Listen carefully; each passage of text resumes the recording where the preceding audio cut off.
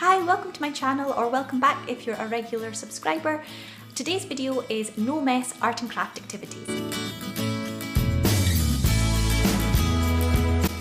So in today's video I wanted to show you some no mess art and craft activities. We don't mind the mess, we love art and craft in our house and it all gets cleaned up, it's fine.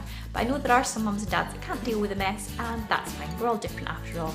So I wanted to show you some ideas for activities that you can enjoy with your children that aren't going to create a mess.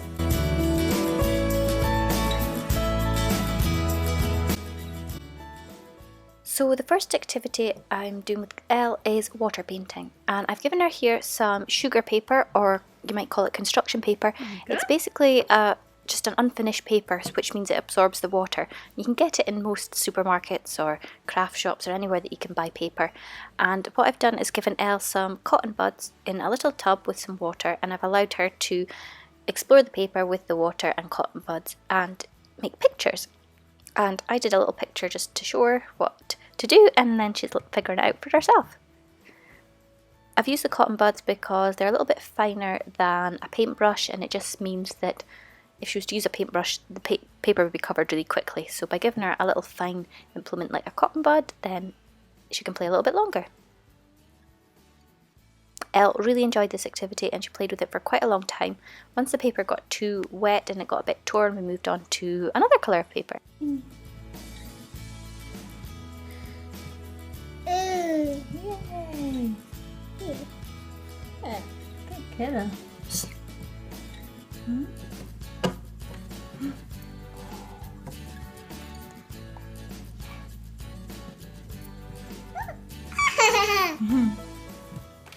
This activity is great for encouraging your child's fine motor skills.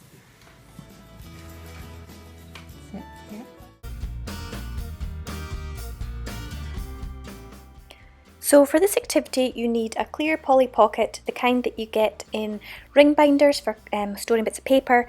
One of those. We have loads lying about the house, hopefully you do too. If not, you can pick them up in stationery shops. Then you just need to get some paint. I've got some purple here. Just do a few splodges inside the bag. And a little bit of pink. I just got the Tesco's own brand Kids Craft Paint. I've added a bit of blue here. You can use whatever colours you like. And then what you want to do is take the open end of your Polly Pocket and fold it over like I'm doing here. I fold it over a couple of times just to make sure it's really secure, and then add some sellotape to close it shut. And I folded it around the edges just to make sure it's really secure and you get no paint leakage. Then I've added a little bit of tape to each side of the file just so that I can stick it down to the table that Elle's going to be working at. And there we go, I've stuck it down to the table and I'm just showing Elle how to mix the paint using her fingers. I've also given her a spoon to make it a little bit easier for her, and then she can use that to make markings in the paint as well.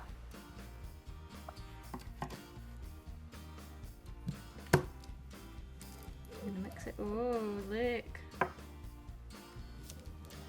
Elle also took out one of the cotton buds that we'd been using earlier and used that to make some markings as well. This probably wasn't one of Elle's favourite activities of the activities that we did for this video, but all children are different. It didn't happen to be Elle's favourite, but it might be your child's favourite.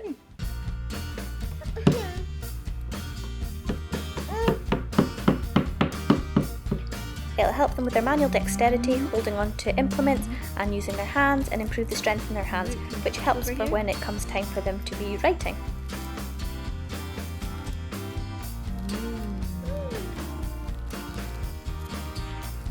Look. Pretty.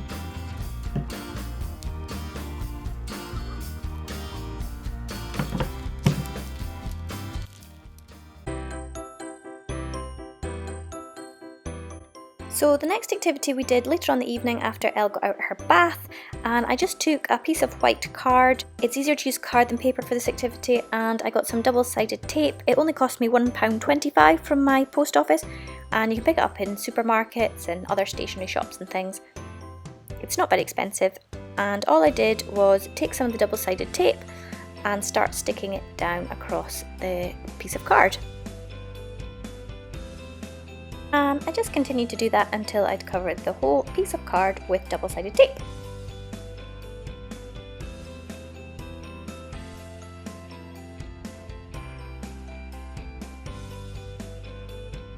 Then I put out a selection of items for sticking and gluing. Here I've got some feathers, some mini pom-poms, some buttons and some cut up pieces of tissue paper.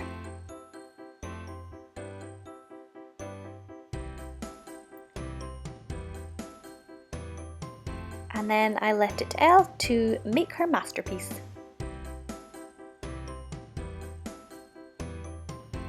Again, this is really good for encouraging their fine motor skills, picking up the tiny items like the buttons and the tiny pom-poms. It is really good for them to practice their pincer grip.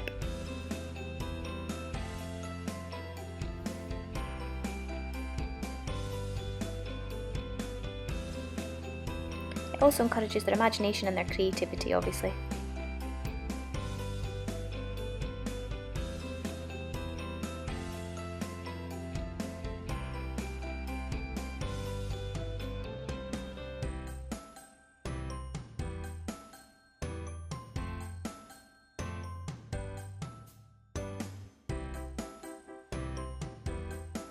And here we have Elle's completed artwork up in our fridge on display. And there was no mess, no glue involved, but she had a great time. Thanks so much for watching today. I hope you found some of the ideas useful and maybe give them a try. If you do, let me know how you get on. And thank you so much for watching today. I'd love to hear your comments below in the comments box. If you haven't already subscribed, please subscribe. It's absolutely free and it just means that you're kept up to date with my videos. Thanks so much for watching. Bye!